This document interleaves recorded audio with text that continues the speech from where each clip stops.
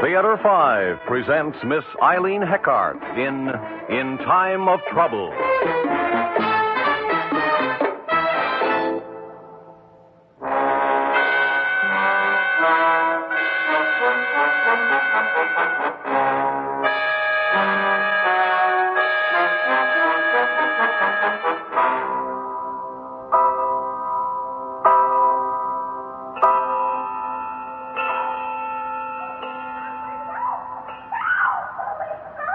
George.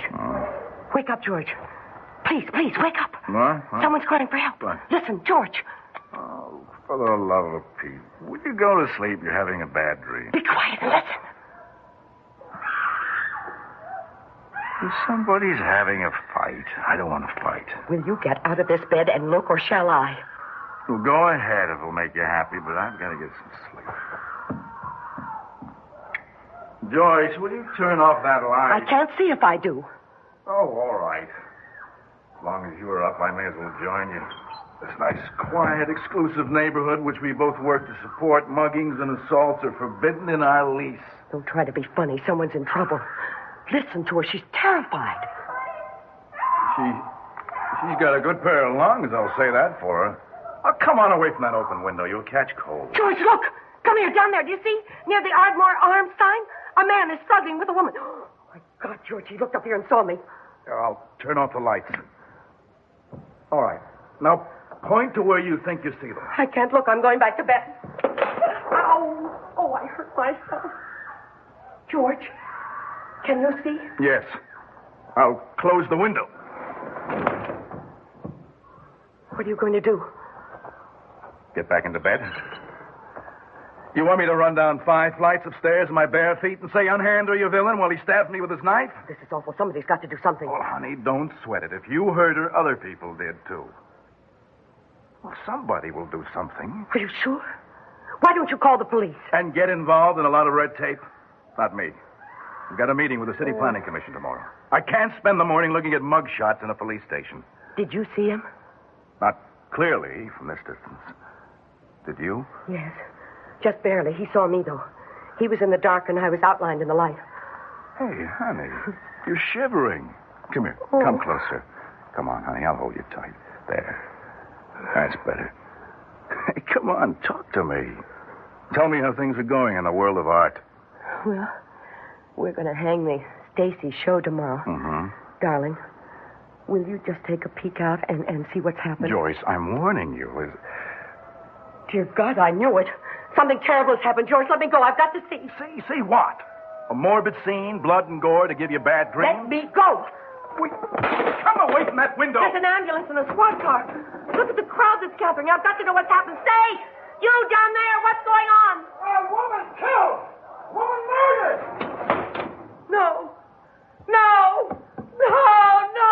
Honey. Honey, will you stop it? Sweetheart, you're hysterical. Will you stop it this minute? Do you want to bring that crowd up here? Don't call attention to it. You hit me. Well, I had to do something. Now, please, will you listen to me? I'm as sorry as you for what happened to that woman, but it was none of our business. How can you say that? We might have helped her. What if it had been me? Well, it wasn't. So don't borrow trouble. Huh? What now? Look, I'll get it. You let me take care of this, honey, will you? All right, I'm coming. Yes, officer. What can I do for you? Sergeant Donaldson, 4th Precinct. My identification? Sorry to bother you, but I'm sure you're up with all the noise around. We heard the sirens, and we thought it was an accident. A woman was killed right across the street from me. Oh, really? Well, gee, I'm sorry to hear that, but we can't help you. The sirens awakened us. You say the sirens wakened you, but a man across the street says he saw your wife at the window looking down at the time the woman was attacked. Well, could he tell the time by my wife's face? No. He said it was stuffy in his bedroom. When he got up to open his window, he saw your wife looking frightened, and he thought she was the one screaming for help. He ran down the stairs to come over here, but then he found the other woman instead, so he called us. Well, I repeat, we didn't hear anything or see anything until the sirens awakened us. That's when Joyce looked out the window. The man is mistaken. Look, Mr. Turner, I know how some people feel that these things are none of their business. But if you got a look at the killer, it could save someone else's life. That woman was a mess when we found her. She was just coming home from work. Minding our own business, too, I guess. Is it your business or our business that the streets aren't safe for decent people? It's the business of all decent people. But I won't argue the point because it doesn't seem important right now. Oh, you Mrs. Turner? Come here, Joyce. Sergeant Donaldson says a woman was killed across the street. I just told him that... I heard you, George. Well, Mrs. Turner? I'm sorry, officer. We're all sorry, ma'am.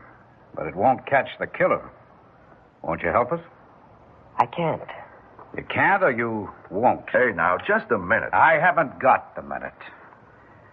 Well, call us if you need us. And if you saw him, you may need us. Hold on. I won't have you intimidating my wife, scaring her like that. Your wife is scared, mister. How about it, Mrs. Turner? Yes, I'm scared. Good night, officer. I hope you catch him. You better hope so. Oh, I beg your pardon. oh, I beg yours. Isn't it just awful? You must be the Turners. Well, I'm Lorna James. I'm your neighbor on 3 South. Everyone is saying that you saw it. They said they didn't see a thing. But the reporter from the newspaper is interviewing the man who said you did. Get out. George. I'm sorry, Mrs. James, but this has been very upsetting. I know exactly what you mean. Do you mind if I come in and sit a little? I'm so quivery and nervous, being alone, you know. Sergeant Donaldson. Good night, ma'am. If you need me, you know where to find me. Now, what did he mean by that? Mrs. James, I hate to be rude, but we need our sleep. Joyce and I have to go to work in the morning, so if you will excuse You us... young people, careers and no babies. Now, don't you wait too long. I had Leon the first year and Sally Ann the next. Just what do you do, my dear? I run the little gallery. And I'm an architect. Good night, Mrs. James. Oh, call me Lorna. After this tragedy, we'll all know each other better, won't we? In time of trouble, we must all huddle around the campfire together. Good night again. Well, if I'm in the way, of course you know what I think. I think you saw it all. Why, that nosy witch. No, she's just an old campfire girl. A campfire girl with a collection of shrunken heads on her mantel, I'll bet. Oh, George, I'm so ashamed. Well, I'm not exactly overjoyed myself. But, honey, it was the only way. I suppose. I think I'll take a pill. Oh, what now? Don't open it. Go away. We're in bed. I'm Jack Victor of the Journal. I want to check my story. It'll only take a minute. Go away. We have no story. Yeah, but I have, Mrs. Turner. If you won't confirm or deny it, I'll run what I've got, and you won't like it. Go away. Go away. Go away. Joyce, go in. Go to bed. I'll handle him. Like you've handled everything else, George. You made me lie. I can never feel safe again. We didn't help that woman. All right, I give up. Come in, Mr. Victor. Thanks. My wife will give you the story. I hate to barge in on you folks like this, but I appreciate your cooperation. It won't take a minute. Now, Mrs. Turner, at approximately 1 minute after midnight, you heard someone crying for help, and you got out of bed, and what did you see? Nothing. I saw nothing. Well, I was told You were told incorrectly. I heard nothing. I saw nothing until the sirens awakened us. We were asleep. Now, I can't identify a man I didn't see, can I? No, Mrs. Turner, you can't. But maybe he can identify you.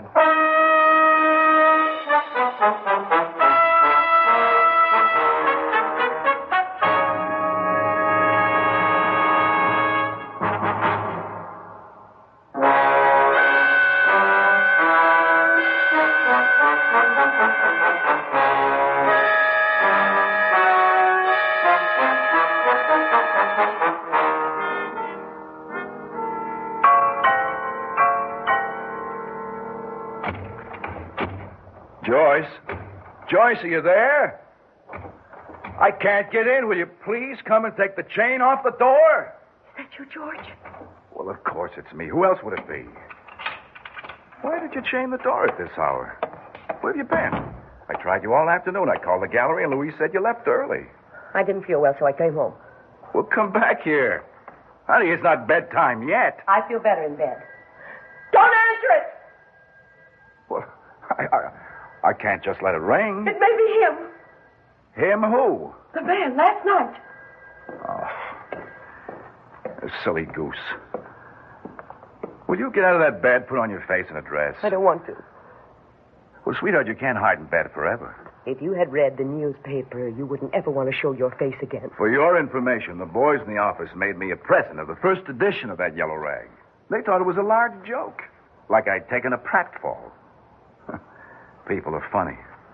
You never know how they're going to react. Listen to a few of the anonymous phone calls like I have, and you'll know. Oh, I got a few, too. That reporter didn't miss a trick. Listing my firm name, my age. I was surprised he omitted the color of my eyes. Oh, but he did say you were pretty. Yes, he did. He said the pretty, frightened Mrs. Turner denied seeing the attacker or hearing the victim's cries for help in spite of evidence to the contrary. According Honey, to the it's just a tempest in a teapot. It will blow over. Tomorrow they'll make a shambles of someone else and people will forget about us. But he won't. He's down there waiting for me right now. Yes. Well, why didn't you tell me? Where, Joyce? Where did you see him? Get away from that window! You wanted to know the window! Well, I'm going to call the police. No, don't you dare. Now listen to me, George. I've been lying here figuring it all out. I'll stay in bed a few days, maybe a week until everything's forgotten. And by that time, he'll feel safe. Afterwards, we'll take a vacation, we'll come back, we'll find another apartment. We will not. Now, look. We made a mistake in not telling what we saw last night, but it was a human mistake. Like it was human to let that woman die. Well, is it human to torture yourself to death? Oh, honey, come on. Get up. We'll confess to the police and we'll purge our souls. Boy, a few more hours like this and I'll admit I'm guilty. Just to get it over with. Darling, up. The very good citizens Turner are going to the police station. I don't want to go out there. He'll kill me. Joyce, there's no one out there. You're lying to me. Sweetheart, I'm going to call Dr. Morris. He'll give you a shot. Well, you think I'm out of my head. I think you're overtired. You're overwrought, that's all. We're both on the ragged edge. If you call Dr. Morris or that policeman, I'll never talk to you again. Well, what would you suggest instead? That I join you in bed or under the bed or...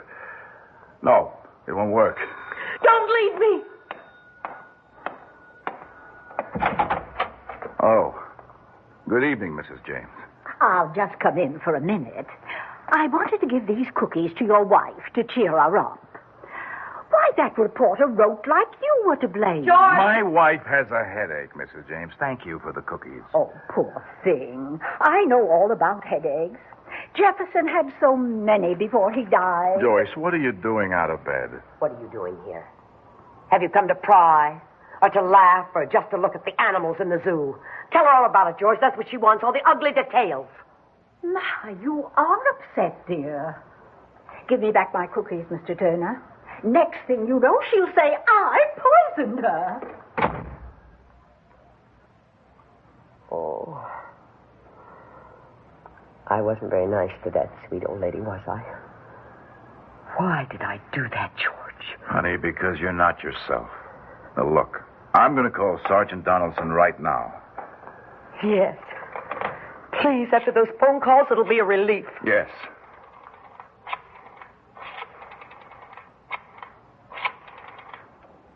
Oh, hello. This is George Turner. I'd like to speak to Sergeant Donaldson. Well, do you expect him? Oh, I see. Well, thank you. Well, will you ask him to call me? I'll give you my number. You have my number. Oh, he was trying to reach us? Well, tell him to try again. We'll be in all evening. Thanks.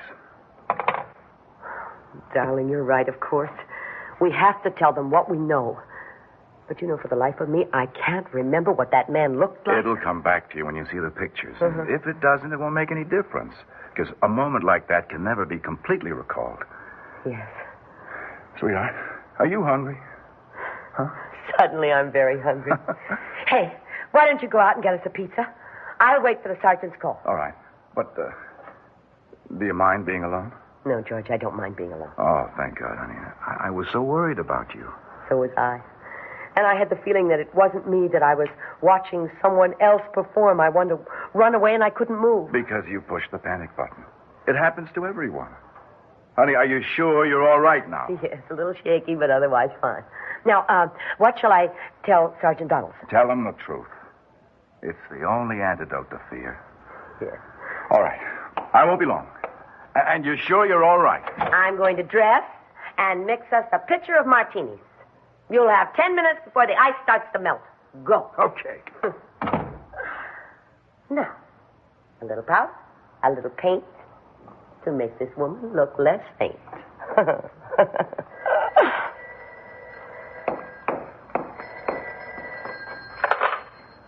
Hello? Who? No, he's not here, but I expect him back shortly. Who's calling, please? Who's calling? Please. No, don't hang up.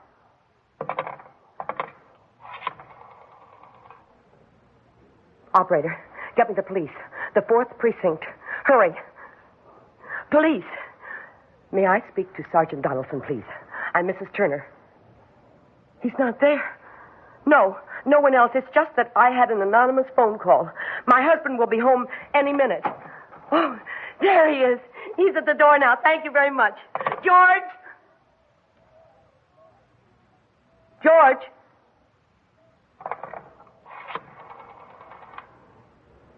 Hurry, operator. Give me the number of Mrs. Lorna James. Hurry. Yes. Yes, that's it. Oh, there,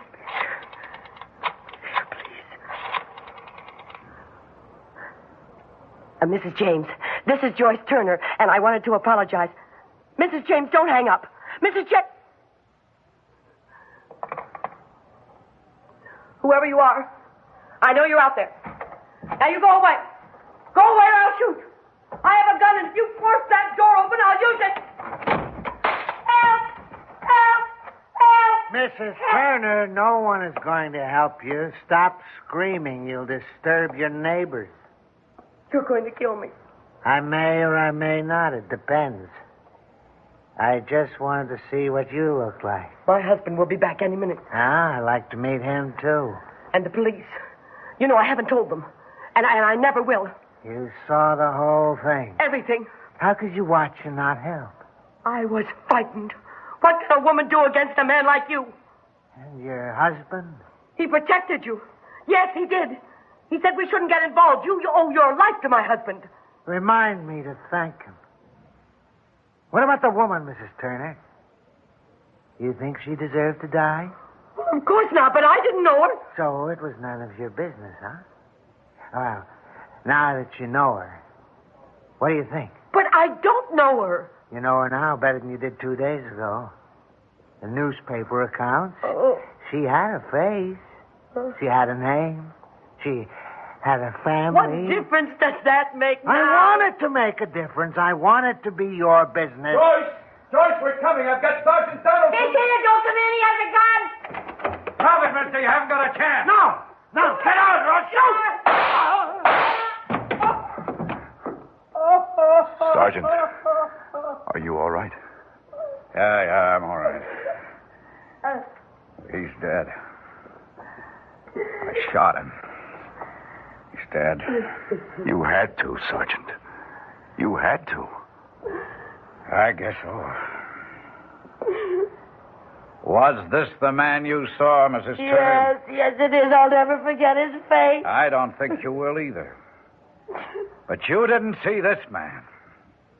What? This man, Mrs. Turner. This man identified his wife's body this morning.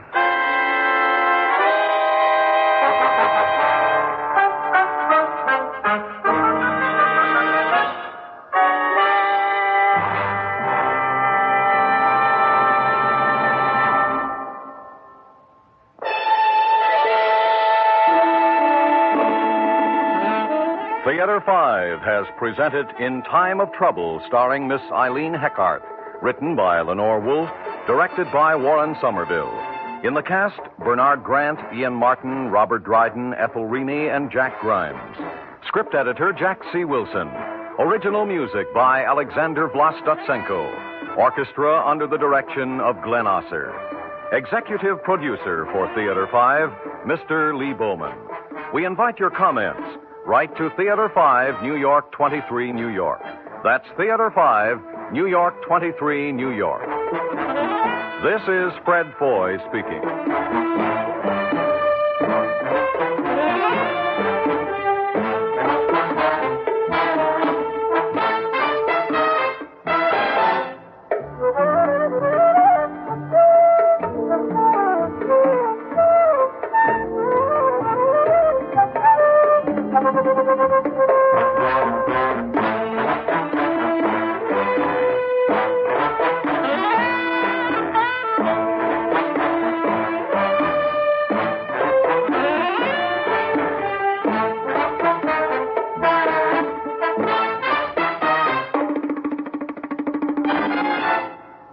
This has been an ABC Radio Network production.